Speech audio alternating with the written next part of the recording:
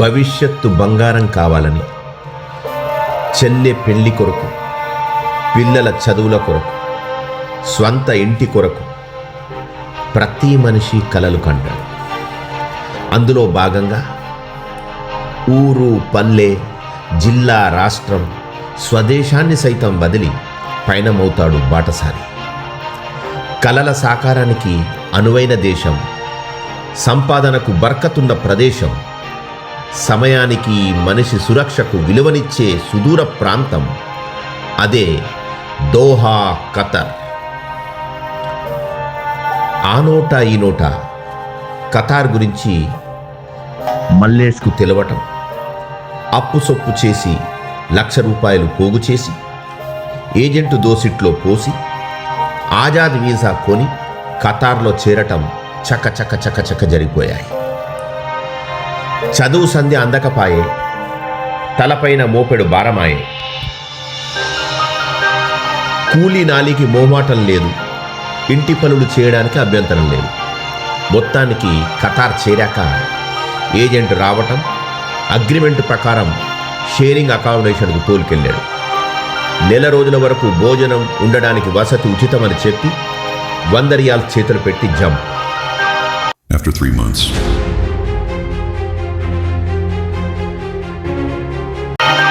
भाई साहब एक चाय दे देना. అగో మల్లేశన్న నమస్తే. నువ్వు ఎప్పుడు వచ్చినావే ఖద్దర్కి? అంత మంచిదేనా? అతమ్మ మంచిగా ఉన్నా. నువ్వు ఖతర్లో ఉన్న సంగతి తెలియకపోయే. ఏదో దేశం పోయిండు అన్నారు కానీ గీ ముచ్చట తెలియదా? నేను వచ్చి 3 నెలలు అవుతుంది తమ్మ. నువ్వెట్లున్నావు? అన్న మంచిగున్నా. ఏ కంపెనీలో వచ్చినావే మరి? పని మంచిగుందా? అరే తమ్మ ఏం చెప్పమంటావురా, కంపెనీ లేదు ఏం లేదు, బయట వీసా మీద వచ్చిండ్రా.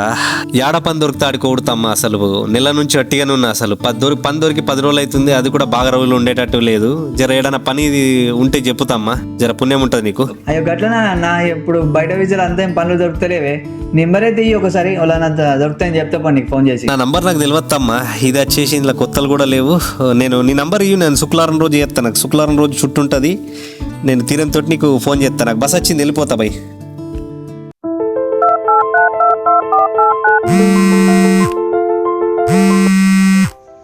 Hello hello. అవునే మంచిగా ఉన్నావా? పిల్లలు ఎట్లున్నారు? మంచిగున్నావా? నేను మంచిగా ఉన్నా. ఇవాళ సుట్టేనా? అవునవును సుట్టే ఇయ్యాల. శుక్రవారం కదా? శుక్రవారం వల్ల సుట్టే ఉంటది.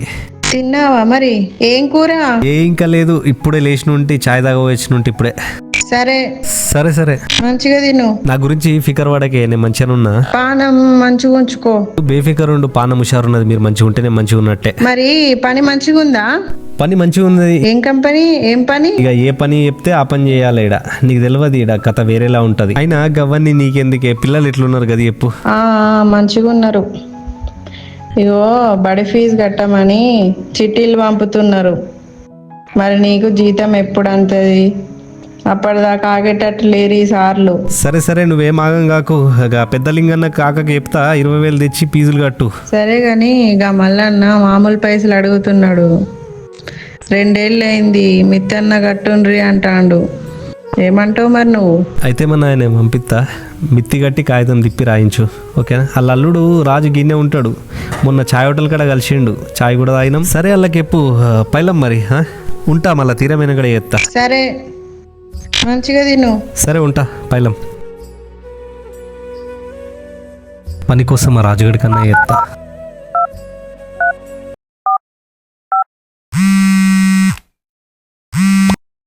హలో తమ్మి రాజు, నేను మల్లేష్ అన్నరా. అన్న ఎట్లున్నావే?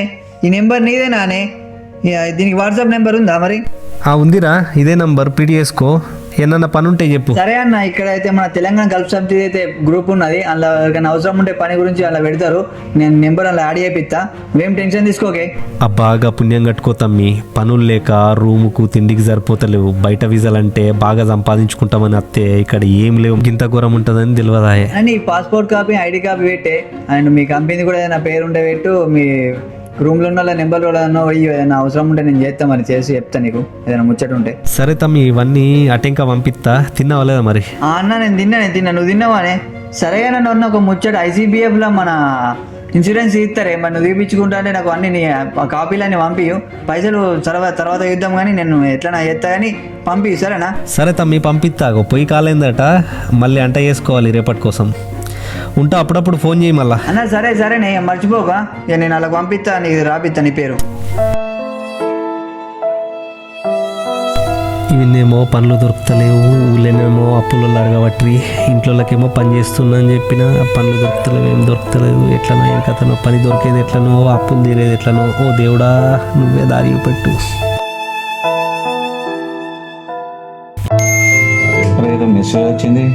అన్నా నమస్తే, మా ఊరు మనిషి మల్లేసి 10 రోజుల నుండి కనిపించలేడు, ఇంటికి కూడా ఫోన్ చేస్తలేడు, ఏమైందో తెలియదు, జరా మీరు సాయం చేయండి, వివరాలు తెలుసుకోండి.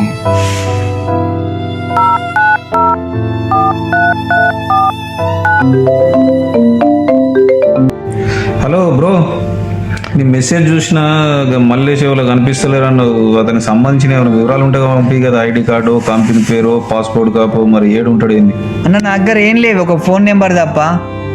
ఒకసారి మేము బయట కలిసి ఉంటే చాయటోళ్ళు కాడ అతను బయట వీసా మీద వచ్చిండే పని మీద. అట్లా అంటే ఎట్లా తమ్మి, ఇప్పుడు నేను ఏం పట్టుకొని ఎత్తుకాలే, నువ్వే చెప్పు. ఏదో ఒకటైతే ఉండాలి కదా జర. మరి వాళ్ళ ఇంట్లో నన్ను అడుగు, ఏదో పాస్పోర్ట్ కాపు, ఐడి కాపు, ఏదో ఒకటైతే కావాలి. ఏం లేదు అట్టుగానే నేను ఎక్కడికి పోయి చూడాలి, ఏం చేయాలి? అన్న వాళ్ళ ఇంట్లో కూడా ఏం దొరకలేవట్నే, ఓన్లీ ఒక పాస్పోర్ట్ నెంబర్ దొరికింది అట్నే. మన వాళ్ళకి ఎన్నిసార్లు చెప్పినా వినిపించుకోరు. గల్ఫ్ సమితిలో వాళ్ళ ప్యూరాలు నమోదు చేసుకొని మొత్తం సార్లు చెప్తేవి ఇటువంటి పరిస్థితులు వచ్చినప్పుడు గిట్ల అయిపోయాయి. ఇప్పుడు ఏం లేకపోతే ఈ సొంతలు ఎట్లా ఎత్తుకుడు, ఏంది ఇది, ఏం బాధ. పైగా కంపెనీ కూడా అయినా కానీ ఏం చేద్దాం, ఎట్లన్నా చేసి చేయాలి. మరి ఇండియన్ ఎంబసీకి అయితే ఒకసారి ఇన్ఫార్మ్ చేసి ఒకసారి కాల్ అయితే చేస్తా.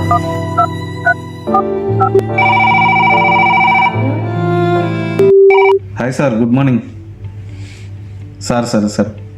సార్ ఒక ముచ్చట, ఈ మల్లేష్ అని ఒక అతను మిస్సింగ్ అయింది సార్, దాని గురించే కాల్ చేసిన సార్. ఏం లేదు సార్, ఏం వివరాలు తెలుస్తలేవు. బయట వీసా అని ఒకటి తెలిసింది, ఒక పాస్పోర్ట్ నెంబర్ మాత్రమే దొరికింది సార్. మీకు పంపించిన, కొంచెం ఎట్లయినా చెప్పి అవి చూడురు సార్ ప్లీజ్. నిజమే సార్, మేము అందరికి చెప్తూనే ఉన్నాం, గతంలో కూడా ఇట్లాంటి కేసులు చాలా జరిగినాయి, అవన్నీ కూడా చెప్తున్నాం, వివరాలు నమోదు చేసుకోమని అంటున్నాం. ఇక చేసుకుంటారు, ఈసారి గట్టిగానే ప్రయత్నం చేస్తాం సార్. ప్లీజ్ సార్ ఎట్లన్నా చేసి, ఎందుకంటే పాపం వాళ్ళ ఇంటికాడ చాలా బాధపడతారు.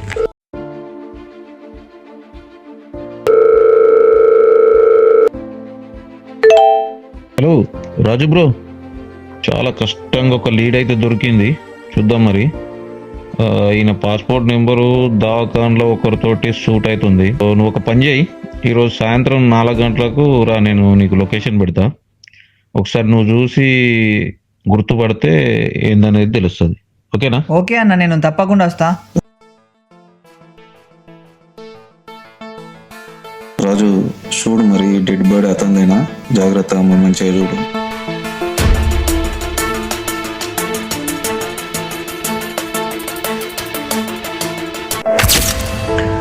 అయ్యో అన్న, మనోడేనే, గిట్లయిపోయిందేమే. ఓకే రాజు, అదంతా తర్వాత. ఇప్పుడు మన పని ఈ బాడీని తొందరగా ఇండియాకి పంపాలి. నాకు వాళ్ళ ఇంట్లో కాంటాక్ట్ నెంబర్ ఏదైనా ఉంటే తొందరగా అన్న సరేనే, వాళ్ళని అడిగి నెంబర్ పంపిస్తా నీకు, కొంచెం తొందర అయ్యేటట్టు చూడు. కానీ సరే తమ్ముడు, మరి మనోడు ICBF ఇన్సూరెన్స్ ఏమైనా చేయించుకున్నాడా? అన్న నేను చెప్పి ID copy and passport copy పంపి అంటే అతను పంపించలేడు, పట్టించుకోలేడు, గిట్ల అయిపోయి ఇప్పుడేమో. చూసినా తమ్ముడు, మన వాళ్ళకి ఎంత చెప్పినా వినరు. ఇప్పుడు చూడు, ఈయనకు ఇన్సూరెన్స్ ఉంటే కనీసం ఒక 20 లక్షల పైన వాళ్ళ కుటుంబానికి అందుతుండే. మనిషి అయితే వేయండు పాపం, వాళ్ళ పిల్లలకు ఆధారం లేకుండా అయిపోయాయి. మన వాళ్ళకి ఎన్నిసార్లు చెప్పినా కానీ వినిపించుకోరు ఇన్సూరెన్స్. కనీసం ఇప్పటి నుంచి అన్నా ఎవ్వరు మన వాళ్ళు కనిపించినా కానీ ఇన్సూరెన్స్ ఖచ్చితంగా చేయించుకోమని చెప్పాలి, చేపియాలి. ఇది మన బాధ్యత. సరే అన్న.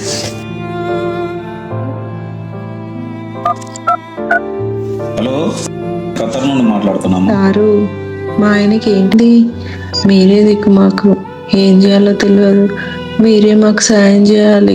సరే అమ్మా, సరే, బాధపడదు. అక్కడ మీ వాళ్ళని ఉంటే ఒకసారి ఫోన్ ఇవ్వ. హలో సారు, నేను ఇంకా మాట్లాడుతున్నా, వాళ్ళ తమ్ముని. సరే, నాకు అక్కడ నుంచి కొన్ని డాక్యుమెంట్ పంపాలి, ఏమేమి అనేది నేను వాట్సాప్లో పెట్టినా. మీరు అవి ఎంత తొందరగా పంపిస్తే అంత తొందరగా ఇక్కడ పని చేపిస్తా. మరి